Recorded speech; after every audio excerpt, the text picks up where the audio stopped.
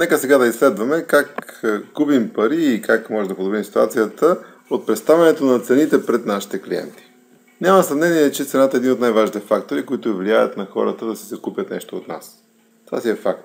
Това е доказано с много изследвания, а и близо до акъла, разбира се, защото все пак, колкото и човек да има големи финансови ресурси, той все пак би се повлиял от разликата в цената, ако тя е достатъчно значима, така че да повлияе върху неговите финанси.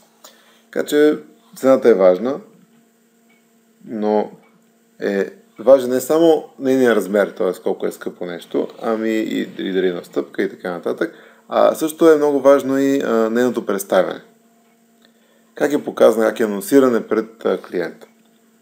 И аз тъй като направих проучване по въпроса и се оказа, че има множество такива изследвания, множество тестове, които са направени, но за сега най-пълното, което намерих и се намира на този адрес, където човекът е направил нещо като почти дипломна работа или теза, докторска дисертация на тема представяне на цени.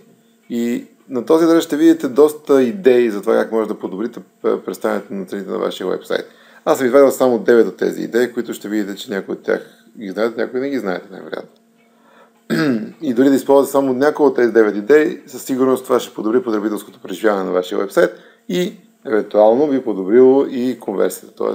да ще реализирате повече продажби. Първо, метод, който вие си знаете, вместо кръгли цени да представите цени, които показват с 1 лев по-малко число, но реално с, например, 1 стотинка или 1 цент по-малка сума. Това психологически намалява размера на цената, макар и реално няма никакво намаление. И така може да се каже, че подсъзнателно или спонтанно влияе върху покупката. Също така, това, което не знам дали сте го съобразявали някога, е, че се оказва, че ако произношението на вашата цена съдържа по-малко срички, тя се възприема като по-малка и по-изгодна. Така че, както виждате, по-ниската цена тук е $27.82, но 28,16 е много по-малко думи и срички и съзнанието да го възприема като нещо по-лесно за произнасяне, следователно и за нещо по-изгодно. Също така, надявам се, че не го правите, но ако го правите, е време да престанете, да включвате доставката в цената. Тоест, ако вашия продукт струва 15 лева, да го обявите като такъв, че струва 18 лева с включена доставка и с безплатна доставка, което е повишило цената. Но ако вие го представите като, например, 15 лева плюс доставка от 2,99, сумата, която плаща клиента е същата, но възприемането за нея е различно, като за по-малка и по-изгодна. Също така, ако вие продавате скъп продукт, и това вече е практика, разбира се, в много магазини, се опитайте да го представите като възможност за продажба на разсрочено плащане.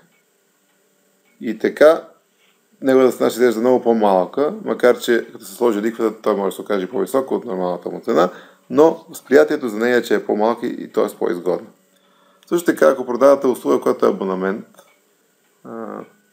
бъдете малко по-оригинални, не представите плащането като месечно, макар че ако по закон това е необходимо, може да сложите и месечната сума, но за търговски цели го представете като заплащане на ден, т.е. еквивалента на месечното плащане на дневна база, което обикновено е много малко число, ако говорим за такъв тип абонамент, който е по-масов и по-малък, като например кабелна телевизия, интернет, хостинг и така нататък. Представяйки сумата като сума на ден, я представя като по-малка и по-изгодна. Също така,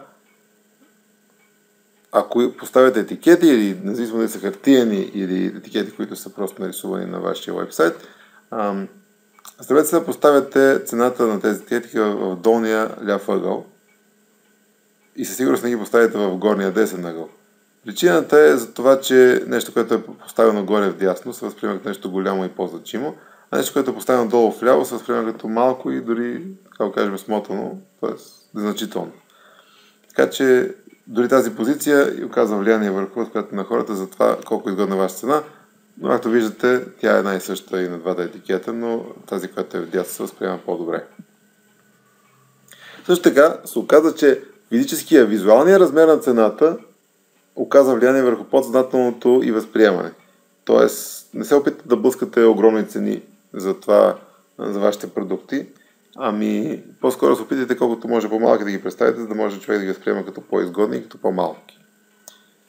И ако продавате нещо много скъпо или правите оферта за голяма сума пари, не я закаглявайте, ами по-скоро посочете, ако е необходимо и обосновано, някаква доста, така както се употребява думата, къдрава сума. В случая имаме, виждате каква сума, чак центове са сложили, макар че реално на общия фон от $362 000, 76 цента нямат никакво значение, но това показва пунктуалност и човека, купувачът подстателно изпитва чувство на доверие към вас, тъй като си казва по момента на асоциациите, че щом вие сте толкова точни и коректни, изписвайки цялата сума по един точен и коректен начин, пренася го автоматично, макар че може да не е вярно, върху вас и си казва, че вие сте точен и коректен човек, което пък директно влияе върху конверсията. И също така, ако имате нещо голямо число, с което да се похвалите, както говорихме в видеото за Social Proof, за това, че хората обичат да следват други хора, използвайте го. Покажете около цената или под цената всяко голямо положително число, което може да споделите с хората. В всякакъв случай са посочили, приснете се към обществото 2387 щастливи клиента. Тоест има и емоция, има и число, което показва обем и кара хората да следват вас и вашата компания. Също така, второто важно нещо при представянето на цените, което е възможно, разбира се, е да им предоставите подходящ избор, като им поставяте и подходящия акцент. Какво имам предвид?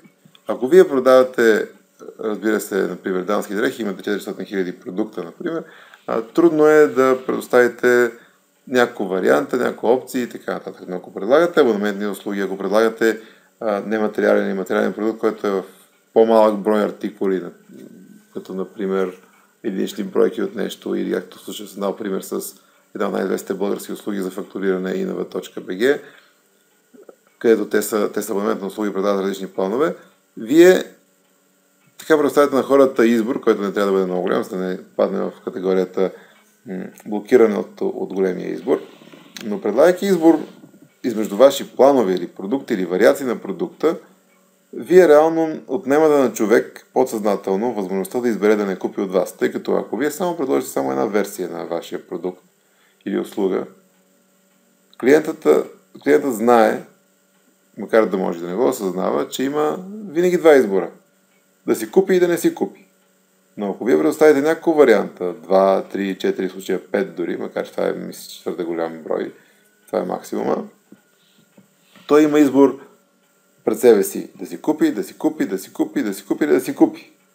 А пък изборът да не си купи някакси остава на заден план и по-съзнателно той е непринуден, ами по-скоро е подтикнат да избере измежду тези варианти, които си купува. Ако вие поставите даден акцент върху този план, който според вас е най-изгоден за вас или за клиента, той моментално, разбира се, е привлечен от този план, сравнява го с другите и мисълта да се откаже му стои някъде много по-далече в съзнанието, защото той вече е ангажиран с процеса да избере и да сравнява и да си избере този план, който му е най-изгоден.